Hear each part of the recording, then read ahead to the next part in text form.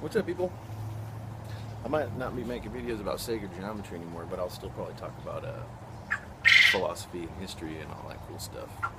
And probably for sure mushrooms, my favorite topics. I like to pick up books from the thrift shops and Goodwill. I found a copy of the Secret Teachings of Jesus, the Four Gnostic Gospels, which is pretty fascinating. I mentioned in my last video about how Gnostic, the word Gnostic means knowledge, and science is just a Latin word for knowledge. I also got a copy of the Republic of Plato, which I've read a great deal of this. In college we covered some of it. I haven't got to read all of this, but I've listened to it. And it's pretty interesting stuff, man, the way they interpreted the knowledge of the cosmos and the universe. But this is evidently Greek when you... I've flipped through it and read bits and pieces of it already, but not front to back. But it's evidently Greek, or heavily influenced by Greek philosophy. When you read some of the things Jesus says, it just kind of starts to remind you of the Pythagoras or some of the stuff that might have bubbled up out of Egypt and all that stuff. It's a lot of the hermetic teachings. But this is cool, man. I got this at the Goodwill for $2. And I got this big old huge book, which looks huge and intimidating to read, but it's mostly dialogue, so it'll probably go really fast. And but I got that for $2 as well. Getting books from the Goodwill is a good source for knowledge.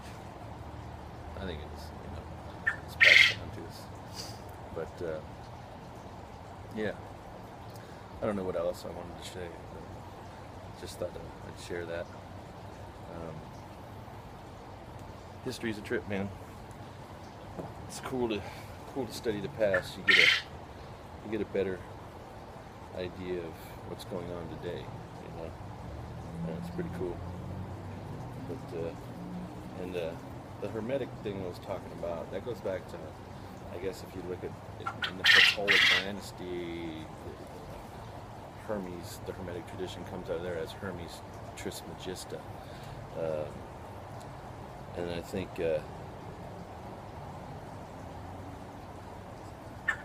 somehow the early Christian church or apostles or whatever were heavily influenced by ancient Greece and Egypt and all that stuff. And then ultimately Hermes can be associated with Thoth from Egypt, and all that good stuff. And through etymology, studying words and stuff, you can get a deeper understanding of what these people were trying to say. And I think that one thing that's lacking, and especially in the most ancient teaching, especially the Gospel, or the original Hebrew Bibles and stuff, is that they were written in gematria, which is geometry. So there's some kind of underlying hidden message in all of it about the cosmos and the universe and all that good stuff. But anyways, it's really cool stuff. And studying etymology is one of the best things to do when you start studying ancient history.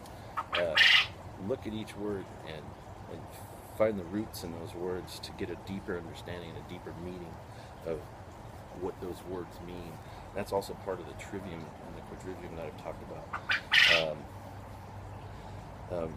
Today you can look at the trivium and the grammar and the logic and the rhetoric, and you just think who, what, when, where, and why. But also studying the grammar of the words and the message behind them, or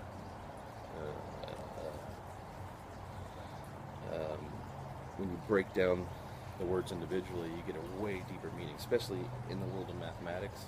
When you look at some of the oldest terminology we use and how it plays into theology and old ancient history and Ra and stuff like that, and Greek stories, and but it's why I think in America, our science and our everything's based in Latin and Greek when you go into the healthcare system and into law and all that stuff, because it trickled out of all these great teachings. But I don't know where I'm going. I'm just rambling. Anyways, good source of books and stuff. Going to the Goodwill or thrift shops. Save a lot of money. And trying to. Like this book right here is $10 brand new. Got like 80% off. Can't beat that one. This is a $13 book that I got for $2. Pretty cool. Anyways, peace, people. Be blessed. One love.